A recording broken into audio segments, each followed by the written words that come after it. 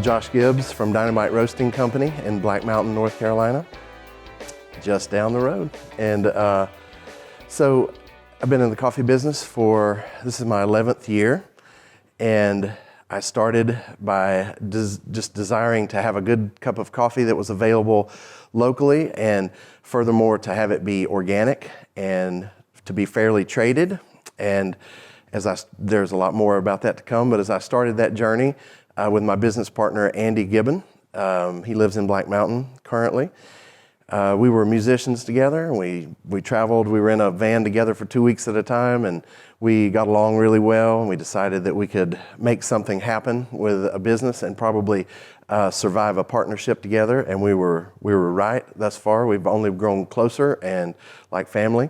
And so I feel very fortunate that Andy taught me just about everything I know about the coffee world, and I taught him everything that I know about the marketing world. And now we're interchangeable on a lot of the things, and I get to do cool things like this. And really, anything you do, at the heart of it all is education. And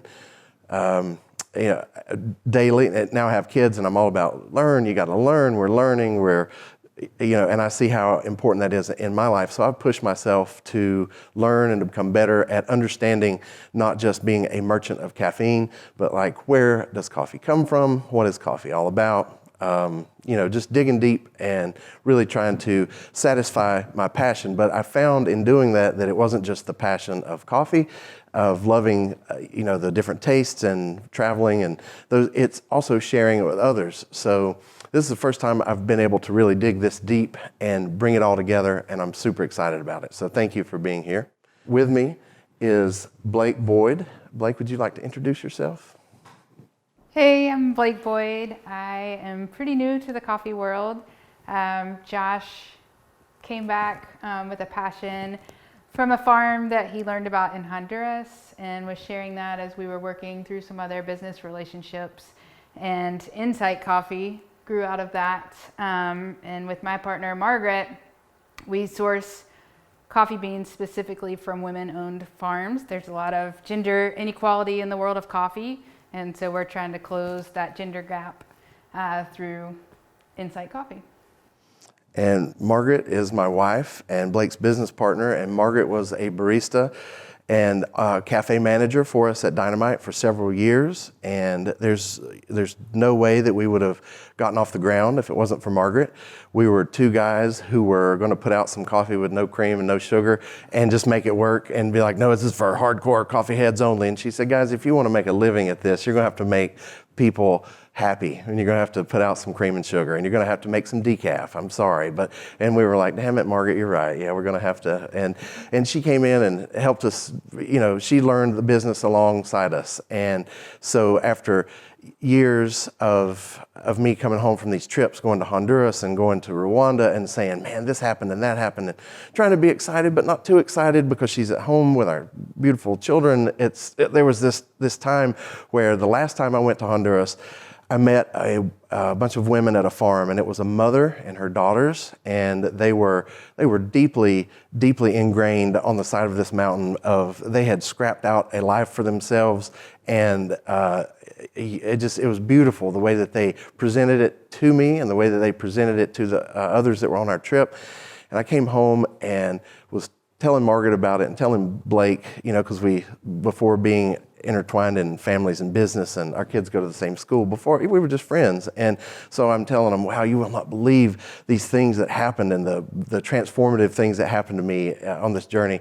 And it sparked some things, and they were certainly sparked, and now they're off running, doing amazing things. And so super happy to be able to collaborate with Blake in this instance. And so I couldn't be happier about the way my coffee family is continuing to grow.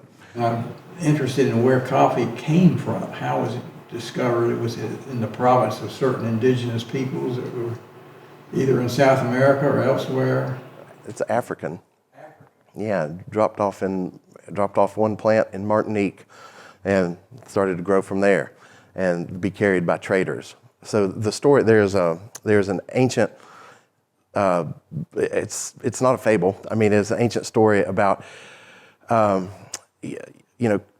Ethiopia being the birthplace of humanity and coffee and all these things. And so here these farmers were watching their goats. They were goat farmers. They're watching the goats pull these cherries off of trees, off of these coffee shrubs. And, I don't know what they called them or what they thought they were or what they were for, but the goats would show a visible caffeination. They would start to bounce around. And so they called them the dancing goats, however that translates. And so often in the coffee world, when you move through specialty coffee world, you will see a company called Dancing Goat Coffee, or you hear it referred to as that. And so it became a tribal thing. I'm not sure how they learned how to roast it. I always imagine it fell in the fire, and then they were like, I don't know whoever put water through it for the first time, but God bless those people. So, it was dropped off by traders, and someone started growing it in Central America, and there have been several different runs at it in different parts of the world. So there are a lot of places that coffee was distributed. It died away and wasn't popular in some places, and a good example is like Rwanda. It was there was some coffee in Rwanda, being an African plant, but there wasn't much use for it. And then in the 1860s, German colonists came in and brought it, and because the climate was right for it and the elevation was right for it, they started growing it there. And it's happened like that all over the world. So there are many different histories of coffee. And Ethiopia was the first place that is recorded as being known. So to start with, where is coffee grown? You got to have the equatorial belt. You need sun and elevation. So anything close to the equator in these areas, and we're looking at elevation that is generally over 4,000 feet, mostly over 5,000 feet, and as high as mountains can go. It's grown. And so basically where you see the orange places, that's Robusta and Arabica. Those are, there's two different types of coffee. So when you open up a bag of Folgers coffee, for instance, or Maxwell House or something you might just find on the shelf in a grocery store that's vacuum packed, oftentimes it will be an Arabica bean, which is known as the most beautiful and luscious offering of coffee beans, and it will be much like drug dealers do. They might put baby powder in cocaine to make it go further. They take this Robusta bean that's grown in some of the areas where some of these areas here where the red is, and it still has a coffee flavor. It's still coffee. It's still got caffeine in it, but it grows like a weed as opposed to a bush, and it's just an easy way to make more money and with less work, essentially. And it sounds like I'm not really into Robusta beans. That's because I'm not. That's the reason is they are, and oftentimes the people who grow them aren't treated fairly, because it's just a quick process, and it's something they may put up behind their rice paddies, and people come in and give them, not nearly enough money as the margin they make on them. So Arabica beans are grown in these areas where the green is, and that's, if you're really into chasing the delicious coffee, that's what you're looking for. There are many different varieties of Arabica, but in my business, I deal with organic coffee only, and fair trade coffee only, and Arabica beans only. And that's, it's not entirely hard to do. It's just that if you're going to concentrate on freshness and you're going to concentrate on humanities, things like that, then Arabica is where you want to be. The coffee plant. So this picture, all the pictures that I'm showing you today, there may be one or two that are fuzzy, weird pictures that I got off the internet, and I'll tell you where those are. You'll see them. It's like super unprofessional looking photos. Aside from those couple of pictures, all these were taken by myself or by my wife on our trip to Honduras. So these coffee cherries were grown in an area of Honduras called Piña Blanca by a co-op called San Vicente. And a coffee bean is one of two seeds in the center of the coffee cherry. And so the actual coffee bean that you see is like a pit of a cherry, essentially. So there's two halves to it, and that's what it comes out of. And these things are sweet. They are super tasty, and it's a religious experience for people who are really into coffee to go to Origin and to be able to see these things on the tree and to be able to touch them, smell them, and interact with them, because it's like something you've never seen because it doesn't grow here. So interesting facts about the coffee plant. It takes 30 to 35 weeks for a cherry to be mature enough for harvesting. A coffee shrub produces 1 pound of coffee in a season, and it lives for approximately 30 seasons. So 1 bush is 30 pounds in its lifetime. So when I first started in the coffee business, we would roast coffee and we'd pack it. I may spill a few beans, and my business partner Andy would be, oh, the beans on the floor. And I'd be like, geez, ease up. And once I went to Origin and saw how each of these things is touched by hand in 9 different stages, 30 or 40 different times by people, you better believe I'm chasing my kids around when they're helping, like, Dad, let's help you make coffee. And I'm like, those are hard work is in those beans. So it made me look at it totally differently. I mean, you imagine 1 bush, 1 pound of coffee. These are 12-ounce bags here. We also do 16-ounce bags. It just depends on what store we're in or what we're trying to do. But like in our shop, we do 1 pound. So you're sending a season's worth of coffee out the door every time you see a bag. And that certainly makes me feel differently about it. And it's part of the thing that I love to share with people, because it makes you start to understand the value of coffee. And part of my mission, as I've set out to do this, is when we go to a store to buy a cup of coffee, we say, man, you hear people go, oh man, a $5 cup of coffee. Well, it should be like $80. I mean, it's just the way it is. And so since we can't shift economics fast enough to keep up with what needs to happen and for farmers to be completely fairly treated, it's great for me to be able to do stuff like this, because I feel like when I talk to these farmers and they say, how can you educate people? How can you tell them that how little we live on and how many times we touch these beans? I meet with these farmers and they say, how can you do that? And I say, I can do it by answering the call of my friend Meredith and showing up here, putting together a presentation and trying to put it in your hearts and minds too, just so you get a little bit deeper understanding of it, and you don't have to believe all the things that I believe and say, but like at least through this process, you'll have some understanding when we're finished of how important it is to make sure that we continue to move the coffee economy forward so our farmer friends can be treated fairly. So this is processing. This is my friend Walter Calix, and he is Honduran. He grew up in America and moved back with his family in Honduras, and he is a great intermediary with his family, because when people like me show up, I can speak a little Spanish, not enough, and I always say, man, next year I'm going to be speaking Spanish, and never quite there. People like Walter pop up and spread the message. They find me, they find other Americans, other people from all over the world, and they help tell the story. And so I made, I'm Facebook friends with these people. These are people that I can stay in their homes when I go. So I am honored and blessed to be able to even, be here to tell you about it, but much less to do this stuff, to see these people. So I've been in their home, at their farm. This is their solar drying. It looks like a greenhouse, but it's where they do their solar drying. And they stand out there and they turn the beans depending on the moisture in the air. We're looking at rainforest climates, and so they may stay out there and turn the beans with little rakes. In the wet season, they might turn them every 30 minutes. So somebody's got to be on duty raking these things and turning them over.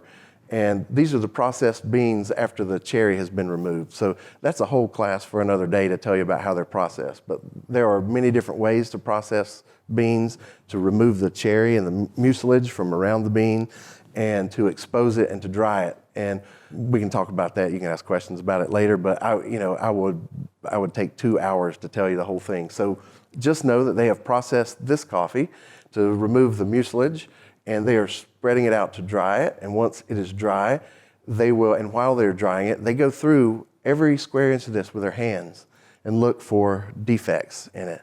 And they pull out little pieces and little parts, and they find all kind of crazy things that got put in there from their washing stations, and that's just the first time that it's gone through. So it happens over and over. It's a beautiful dedication. Once the coffee leaves there and is taken to the processing station, they start to pull samples from the farmer's lots. So here, this lady is going through each lot, like each sample, and still continuing to pull out defects. And you can see down here on the bottom that there are little, and these pieces right here, those are just pieces of hull and cherry. And so what she ends up with is that. And again, that is just out of the samples. So here she is after there are probably in this particular meal 30 or 40 people going through the things as they come through, and they're continuing to touch them and put their love into them and just make sure that everything's right before it ever goes into a bag. This guy is a sample roaster. So before people travel to a location, any of these coffee growing countries, this guy will take the samples from the farmers. He will roast them in these, so basically he puts the beans in and it turns in a little drum and it applies heat to the outside of the green bean, and it goes through a couple of different reactions, like a endothermic and then an exothermic reaction. And once the bean is at a suitable level, he tries to make all the samples roasted at the same level, the same temperature. They pull them out and take them to the cupping lab. This is where they mark the samples so they'll know which farmer's beans are which. So they give codes to them, and there's so much science involved. It's amazing. So when you tell somebody you've been to Honduras, they imagine that you went and slept on the floor. And sometimes I do sleep on a dirt floor, but they imagine that's all there is to it. But there are these bright young minds who are here going to their universities and working hard at bringing their science and their art and their love to this. So once the samples are roasted, they put them in these cups, and this is a cupping table. What happens here is the grounds are put in the cup, hot water is put on top of them, and you start by just using your senses. You go down the line and you take a notepad and you mark what number it is, and you smell it first, and then the coffee balloons up over top of the cup and you smell it like that, and then you go back on your second pass, and if you're lucky enough, you get to be one of the people, especially if you're going to buy the coffee, you get to break the little balloon of coffee that's on top and get the aromatics, and you make notes on that. And I've learned over the years how to do scoring to be able to tell if there are any defects in the coffee or how high to grade it, and that helps with how much they're going to get paid for it. So basically you go and you slurp out of a spoon on each one of the cups, and you have these, I'm not used to using this, you have these things which are spit cups, because you can imagine how caffeinated you would be if you drank that. And it's also a little more sanitary because everybody's sticking their spoon in here. So it's spoon to mouth, and you've probably seen it on TV or you've seen people do it with wine, but it's spoon to mouth, a slurp, and you're trying to mix the air, trying to aerate the coffee as it goes in so that you can pick up all the finer points of it. And then you spit it in one of these cups, and then you rinse your spoon off here and tap it on a napkin so that you're not transferring it over to the next cup, and you do this all the way down the line. And so there have been times when it's the harvest season in Honduras, I've done it in Rwanda as well, where there might be 100 coffees to cup in a day. And so you can imagine that your palate gets tired and your tongue's worn out from all the heat and the woe is me, right? I had to drink coffee all day kind of thing. So it's a beautiful process. It's amazing. And to watch people like this guy, he is probably 25 or 26 years old. He has just returned from from a university in Tegucigalpa, Honduras. He is a son of farmers there, and he has found a way to work himself back into the coffee industry at home and still use his science and still get a paycheck and still farm some at the family farm level. Circles are a big part of the coffee industry. The bigger circle of cosmos and earth and life cycles, the cycles of the plant, the cycles of the people. I'm just learning an amazing amount, or I'm being awakened to an amazing amount of things from these people. I did not expect it to be a spiritual journey. It's what you make of it. I mean, there are people that go and it's pure science and they don't care, but I'm digging in with these folks and I'm making friends, and I'm trying to bring that passion back here. I hope I can get some of that across to you tonight. Here are some other folks at the cupping table, just working hard and being able to find out scores for this coffee. So if one of these coffees perhaps scored on a scale of 0 to 100, if one of them scores over 80, which a lot of these do, oftentimes, if the farmer wishes, they will be submitted to a Cup of Excellence competition, which will bring a lot of accolades to the farmer. It'll bring a lot of accolades to the farm or to the co-op they're a part of, and it'll demand high prices, and it gets the buzz going about, man, have you tried these Honduran coffees? Or whoever wins. The Hondurans are my folks. So that's what I know about. That's what I'll talk about. This is the coffee before it is shipped out. So this is it before it leaves the dry mill. And there's not much scale here, but you can imagine that those things go up. It's like in there it's 2 stories, maybe 2.5 by the time you get to the top, and it's packed full.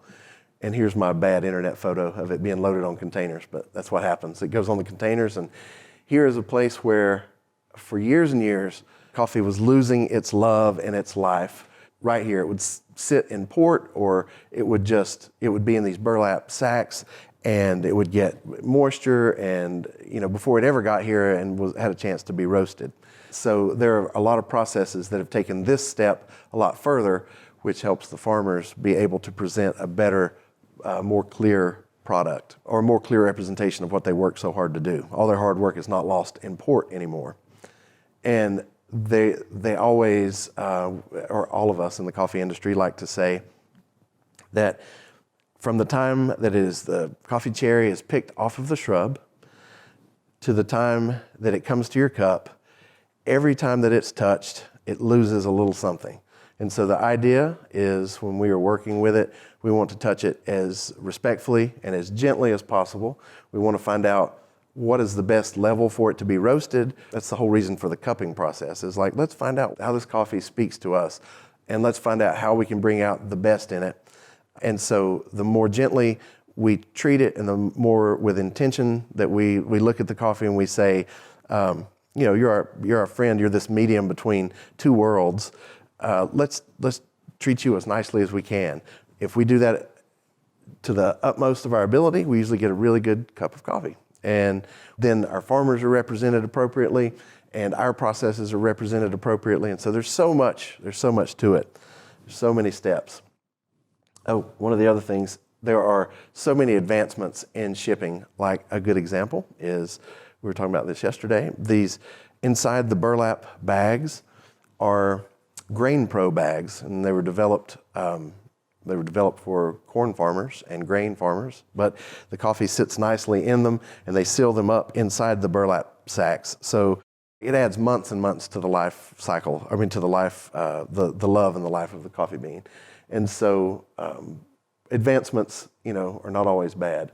All right, so commodity versus specialty. This is one of the most important parts of understanding coffee. Coffee is the second most traded commodity in the world, next to petroleum. So you can imagine that there's a lot of it, and there are a lot of people that depend on it. But here is where the problem begins. So coffee as a commodity is often, you take all the things I just described to you about how that coffee gets here. That I was talking about specialty coffee. In Brazil, they often go to the coffee shrub and just rake the cherries off into a basket, and they take them and they crush them up, and it's treated terribly. So all the hard work just gets lost. Commodity coffees, being traded on the commodities market, also have a price that is not sustainable to farmers. So today, the price of coffee dropped to 94 cents per pound. It has been, in the commodity market, it has been as high as $1.27. There were times in the late 90s where it was above $2 a pound, and that was a good time for coffee farmers. Then in the year 2000, the bottom dropped out of it, and it was like 45 cents a pound or something ridiculous. So it is important to me that I put all my energy into the specialty coffee market, because all these things have, everything that you're seeing right here there's a story behind each one, there's a farm, there are people behind each one of these, and it's not just these things are traceable. A lot of these can be traced back to coordinates, latitude and longitude of where they were grown, which is amazing to me, and it was not always like that. So Dynamite and Insight, we're involved with the Specialty Coffee Association, and there's a lot of education. There's a lot of a lot of advocacy for small businesses, for farmers on both sides. It's a really great organization. They've put together a task force to attack with research and trying to gather funding a way that we can educate the world, and this is my small part of it here, that we can educate the world about paying more for a product. I mean, can you imagine if, just like our cars, could you imagine if coffee was grown here, what it would take? I mean, I can hear myself saying, I'm not going to go do that. I've got to make this and this and this to be able to, I could quickly see how that there's no way that anyone would work for what these farmers work for. So this task force that I'm telling you about has determined over the past year that $2.50 is what it takes to break even for any coffee farming at all. So that gives you an idea of how upside down things can be. So these specialty farmers, they pour all their heart and soul into lots of different avenues, organics and biodynamics, and even conventional farmers are still growing these micro lot coffees. They're called micro lots, so that they can have more value, so they can be able to raise their families better, so they can stay where they are, where they were born, enjoy their life, and love and laugh and thrive like everybody wants. And so pricing, I've got some notes. I'm telling you about most of them. I'm surprised I'm good on my memory tonight. It must be the caffeine. Okay, so in the specialty market, we are not affected by the commodities market. Right now, there's one of these groups is a transparency, they put out transparency reports, and most people are paying $3.96 per green pound of coffee, $3.97 average for 39 coffees that were registered this year. So that is starting to move in the right direction. If $2.50 is what you have to do to break even for most farmers, then being able to be involved in the specialty market and charge $3.96 for your coffee is still not ideal, but it is much better. And I've witnessed it in the years that I've been traveling to Honduras. I've had the conversations, I've had the tears, I've shared tears and success stories with some of the farmers that we've been working with, and it's very touching to know that what they were making before. We work with an importer called Royal New York, and their programs of development in some of these places are amazing. And it is amazing to hear someone tell me a story directly from their mouth about their farm. About one of them is a farmer, Oscar Omar Alonso. He has become a great friend of ours, and he told us he said, before I met you, I was scraping out, there's a huge story about his farm, but he said I was scraping out a living, barely. And my mom was living in squalor in the city.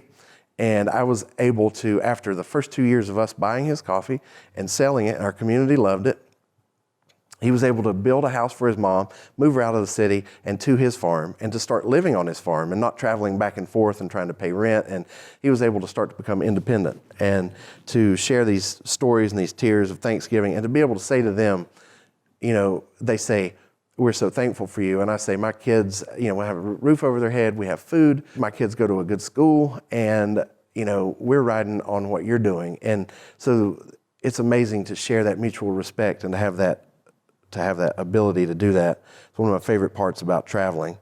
And one of my favorite things to share with people is, it's important to know that these folks are hearing what we say, and we sometimes take these bags of coffee back and let them taste what we do with it, how we roast it, because it's completely different from how they might roast them from their own families. So there's some deep relationships here. Fair trade. So there are a lot of things to say about fair trade and the Fair Trade Initiative and the movement and all that. It is wonderful that it exists. It is not a perfect system. We prescribe to it because there's nothing better at this time. We pay more than the fair trade minimums on purpose because we are able, it's not charity, it's business. They're providing a good product.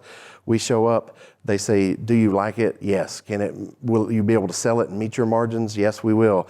Then we purchase it, we roast it, and we sell it. And oftentimes we'll pay upwards of $4 a pound for really good coffee there. Fair trade minimums are, just to give you an idea, of conventionally grown coffee with no organic certification is $1.40 per pound, which is still not up to the price that it needs to be, obviously.